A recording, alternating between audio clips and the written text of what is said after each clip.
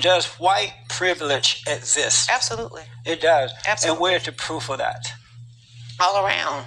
I tell people often now, in hindsight, one of the things that I wish I would have been more cognizant of was the white privilege at UCLA that was sitting, right next to me. For Black people, I believe white privilege is something to leverage. What is it, though? I don't see it anywhere. What is it?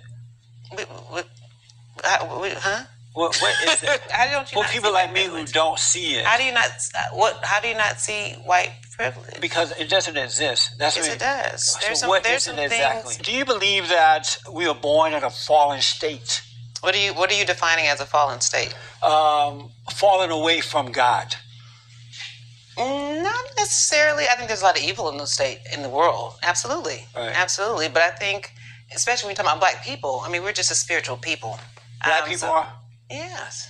Yes, I believe you are very spiritual. And are they in a fallen state? Not all, but most. Meaning that, have they fallen away from God?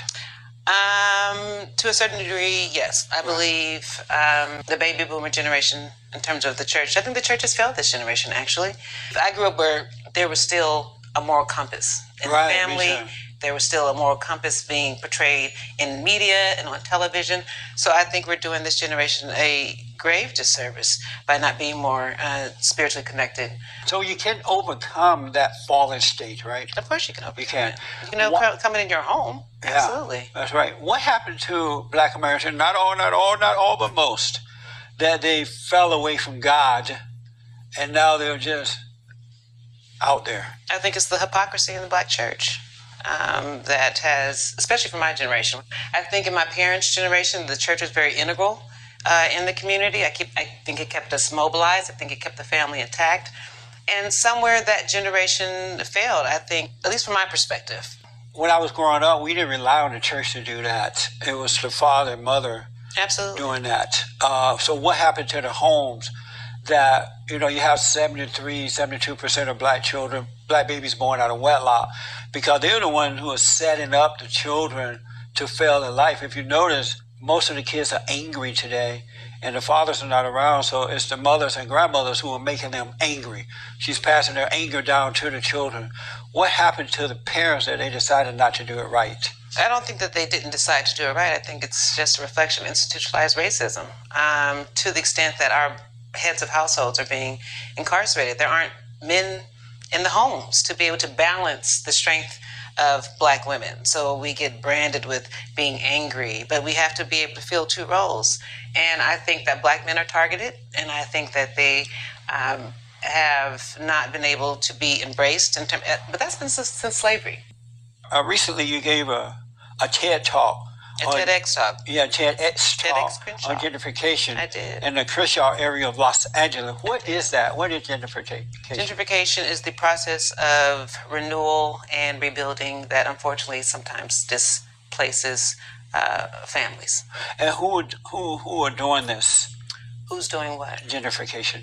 I don't think it's just a general person or a general group of people, but it's just the development process. It's just, along Crenshaw, there was a train coming, as you know, the Expo line, so that causes the rebirth of renewal and wanting to redevelop around this transit-oriented development. So if you don't own your real estate and you're a renter, unfortunately, you may get displaced if that property owner decides to sell their property. The purpose of my TEDx talk was for my generation to see it more as something to capitalize on and to strategize around, because real estate is a cyclical market, so gentrification is going to happen. So because we knew that this train was coming, we should have been buying up property in Inglewood a long time ago. That's right. So it's about playing the game and understanding the game, and I think that that's something that was not passed down intergenerationally either. We were taught to go to school and work for people, not necessarily to be the natural entrepreneurs that we are. One thing I noticed about, and I liked about your TED Talk about this subject, is that you were not blaming it on white people, whereas many Black people tend to call it racism, and they're complaining that white people are doing this to them, coming in, buying up property, and raising the rent. That's not necessarily true. Gentrification is a process of renewal and rebuilding, and if you look at some of the urban dictionaries or the recent dictionary, it's defined as the process of moving black people out. But the only way that black people can move out is if they sell to somebody that's not black. What ends up happening in black communities is that we don't value our property nor our family legacy. So we look to leave the community. We look to sell to the highest bidder versus being cognizant about who our buyer is or who we're selling to. I'm not saying don't sell, but if you sell, think about selling to somebody black. Does white privilege exist? Absolutely. It does. Absolutely. And where's the proof of that? All around. I tell people often now, in hindsight, one of the things that I wish I would have been more cognizant of was the white privilege at UCLA that was sitting, right next to me. For black people, I believe white privilege is something to leverage. What is it, though? I don't see it anywhere. What is it? Huh? What is it? For people like me who don't see it. How do you not see white privilege? Because it doesn't exist. Yes, it does. So what is it exactly? I believe white privilege is just the ability just to be free and white and not have the same type of social, economic, and social ills as black people have to deal with. I mean, there's no white racial profiling. White people don't get pulled over by the cops just because they're white. There's all kind of examples of white privilege. Absolutely. Why don't you black? How come you don't believe white privilege exists? What you see? Well, because I am black in color, but I don't have that dark mentality that most black people have. Clearly. I see, she said clearly, I see that white people have the same struggles and things that we have in that. What type of struggles do they have? Their marriages work. They have to make their children, help their kids grow up in the right way so that they can earn a living and be independent. But they also have the majority of their fathers at home. Right, and the reason for that, it's starting to change somewhat now, but the reason for that is because they are taking responsibility for that, whereas black men and women are not taking responsibility for that, as they did prior to the civil rights movement. Black people are blaming it on their lack of self-control and self-containment. They're blaming it on white people. I do believe that there is a need for black people to be held more accountable. Yeah. But that doesn't mean that doesn't excuse racism. That doesn't excuse institutionalized racism. That doesn't excuse. But there's no such thing as that. It's an illusion made up by black people and their leaders. No, it's not. It exists. Well, Sorry. Where's the proof of it, though? What do you mean, where's the proof of it? There are many kids who are black kids who are allowed to get into these universities around the country, right, based on affirmative action. And because of affirmative action based on their color. That's discrimination based on color, and that's wrong. And these kids are getting in, but they're not earning their way. So when they fail, they feel less than before they were allowed to get in.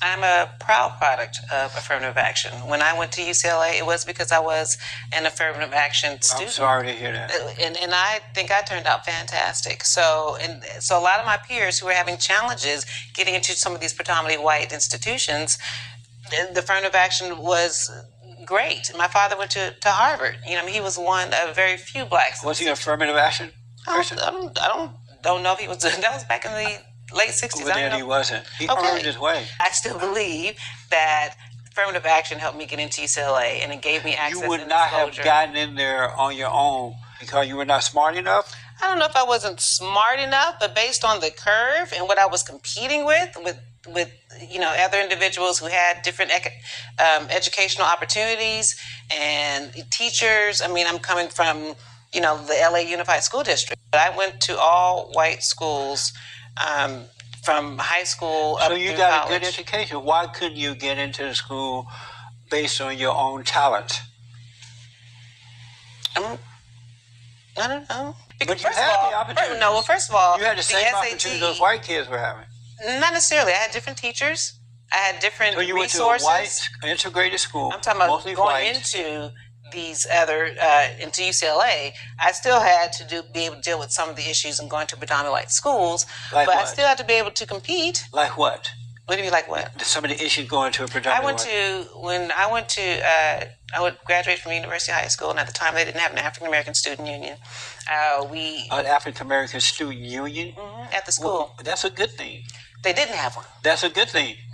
Why?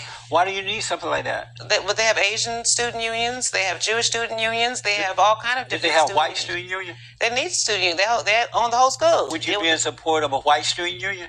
Yeah, of course. It would be okay with you? Yeah, why not? But most blacks don't feel that way. I think all cultures should be able to segregate and to be able to work within their cultures and network within their own cultures. Absolutely. Does racism exist? I believe racism does exist. And where's the proof of that? You just see it all over in the country. With proof of it. In terms of just what do I see? Disproportionate in the economics with black people. But that has nothing to do with racism. It does. Racism is about power. It's about who's in control. And black people can't be racist because we're not in control. We're not in control of the educational system, some of the social organizations and things that run this country. We're not in control. Racism is about power. But you would be in control of your own life if you had good parents, if they taught you how to be independent, if they taught you how to build, how to take care of. I've noticed that the reason I left where I lived over there in the Crenshaw district is that once the white people left, because once I moved there, when I first moved there, it was mostly whites. But once they left, as they did in Gary, Indiana, and other places, the blacks turned it into a ghetto. A beautiful area went to hell in a handbasket, so I got out. But if blacks had more character and they were taking care of themselves and being responsible and buying land and teaching their children, that has to be taught. Then right, so that has nothing to do with racism. But that has to, of course, that has to be taught. So it's not racist. It's not white people's fault that you're not teaching your children to do that.